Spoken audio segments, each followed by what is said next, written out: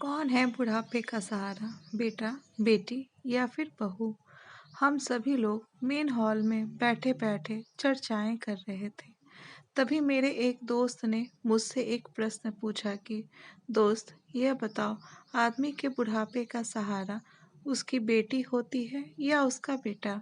मैंने कहा, दोस्त, यह प्रश्न ना करो तो ही अच्छा है, क्योंकि इससे कोई तो खुश होगा, किसी को दुख होगा।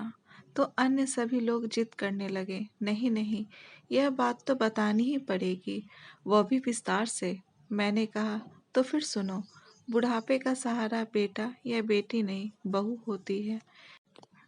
जैसा कि लोगों से अक्सर सुनते आए हैं कि बेटा या बेटी बुढ़ापे की लाठी होती है, इसलिए लोग अपने जीवन में एक बेटा एवं बेटी की कामना जरूर रखते हैं ताकि बुढ़ापा अच्छे से कटे। यह बात सच भी है, क्योंकि बेटा ही घर में बहू लाता है। बहू के आ जाने के बाद एक बेटा अपनी लगभग सारी जिम्मेदारी अपनी पत्नी के कंधे पर डाल देता है और फिर बहू बन जाती है अपने बूढ़े सास ससुर की बुढ़ापे की लाठी।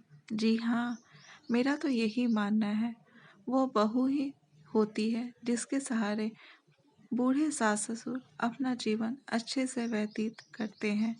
एक बहू को अपने सास ससुर की पूरी दिनचर्या मालूम होती है, कौन कब और कैसी चाय पीते हैं, क्या खाना बनाना है, शाम में नाश्ते में क्या देना है, रात को हर हालत में 9:30 से पहले खाना बनाना है। अगर सास ससुर बीमार पड़ जाए तो पूरे मन या बेमन से बहू ही देखभाल करती है।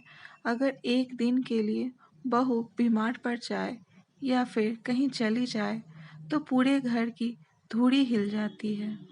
परंतु यदि बेटा कुछ दिनों की यात्रा पर भी चला जाए तो भी बहू के भरोसे घर सुचारू रूप से चलता रहता है। बिना बहू के सास ससुर को ऐसा लगता है जैसा उनकी लाठी ही किसी ने छीन ली हो। वे चाय नाश्ता से लेकर खाना के लिए छटपटा जाएंगे। कोई और पूछने वाला उनके पास नहीं होता, क्योंकि बेटे के पास समय नहीं है।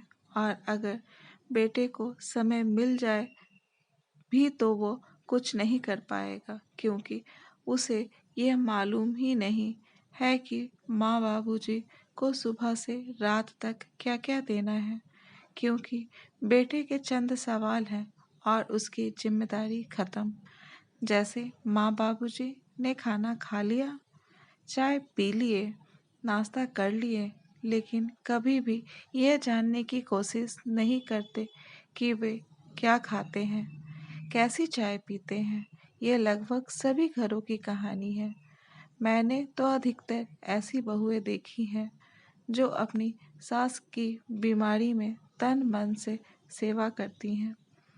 इसलिए मेरा मानना है कि बहू ही होती है बुढ़ापे की असली लाठी। लेकिन एक बात और सच है कि आप में भी अकल होनी चाहिए कि हर वक्त मेरा राजा बेटा, मेरी रानी बेटी की रट छोड़कर मेरी अच्छी बहू रानी की रट भी लगानी चाहिए।